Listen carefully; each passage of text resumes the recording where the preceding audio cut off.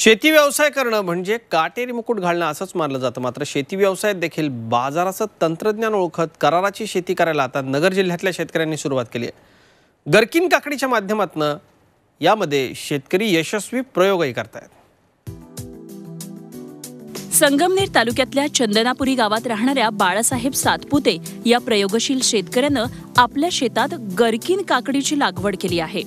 युरोपीय देशात प्रामुख्यानं लोणच्यासाठी वापरण्यात येणाऱ्या गरकीन काकडीचं कर्नाटक आणि आंध्रात यशस्वी उत्पादन घेतल्यानंतर आता तेलंगणातल्या या काकडीवर प्रक्रिया करणाऱ्या कंपनीनं महाराष्ट्रातल्या शेतकऱ्यांशीही करार पद्धतीनं शेती करण्यास सुरुवात केली आहे।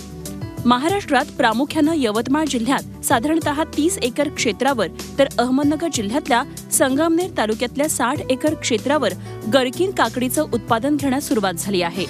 महाराष्ट्र, कर्नाटक आणि आंध्र, तेलंगणातल्या काकडी पिकवणाऱ्या शेतकऱ्यांसाठी जहिराबादला प्रक्रिया उद्योग उभा करण्यात आलाय।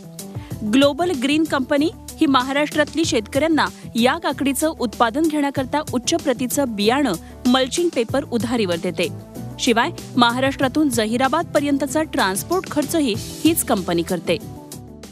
जवळपास 2 टनापर्यंत ॲव्हरेज निघालेलं आहे तिचं आणि त्याच्यानंतर कंपनीनं मला एकरी 20 टनापर्यंत ॲव्हरेज दिलेलं आहे। माझी अपेक्षा आहे की तिथपर्यंत ती काकडीचं उत्पन्न निघेल आणि त्या कंपनीनं 4 प्रकारचे बाजारभाव बांधून दिलेले आहे। 28 रुपये पहिले 1 नंबर काकडीला, छोट्या काकडीला 28 रुपये भाव आहे, 2 नंबर काकडीला 19 रुपये भाव आहे, 3 नंबर काकडीला 11 रुपये आहे आणि 4 नंबर काकडीला 4 रुपये बाजार आहे। आमची इथं मार्केटिंग इथं जवळ असण्याच्या हिशोबानं आम्हाला ती काकडी मार्केटिंग कंपनी इथं जवळ येऊन घेऊन जाते, त्या हिशोबाने ते प्रोडेबल आहे। महाराष्ट्रातील अल्पभूधारक शेतकऱ्यांना हे पीक वरदान ठरणार आहे। कंपनी ही शेतकऱ्यांनी जास्तीत जास्त 20 गुंठे क्षेत्रावरच याची लागवड करावी असं सुचवते। मुरमाड आणि लाल जमीनही या काकडीसाठी उपयुक्त ठरते। मात्र ब्लॅक डीप सॉइल असणाऱ्यांनी या काकडीची लागवड करू नये। 20 गुंठ्यात 5000 रोपं या काकडीची लागतात। साधारणतः 40 दिवसात उत्पादनास सुरुवात होणाऱ्या या पिकाचं 20 गुंठ्यात 8 ते 10 टन उत्पादन होतंय। शेतकऱ्यांना या काकडीच्या साईजनुसार प्रति किलोचा दर कंपनीनं ठरवून दिलेला आहे। सुरुवातीला कंपनीनं सगळं बियाणं आहे, मल्चिंग आहे, खत औषधं असतील किंवा क्रॉप सपोर्ट नेट असेल, हे सगळं कंपनीनं आम्हाला शेतकऱ्यांना आपल्या पुरवलेलं आहे।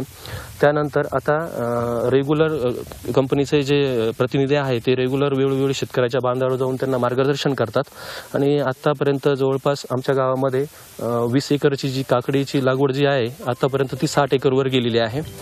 संगमनेर तालुक्यात सुरुवातीला 20 एकरावर गरकीन काकडीची लागवड करण्यात आली होती।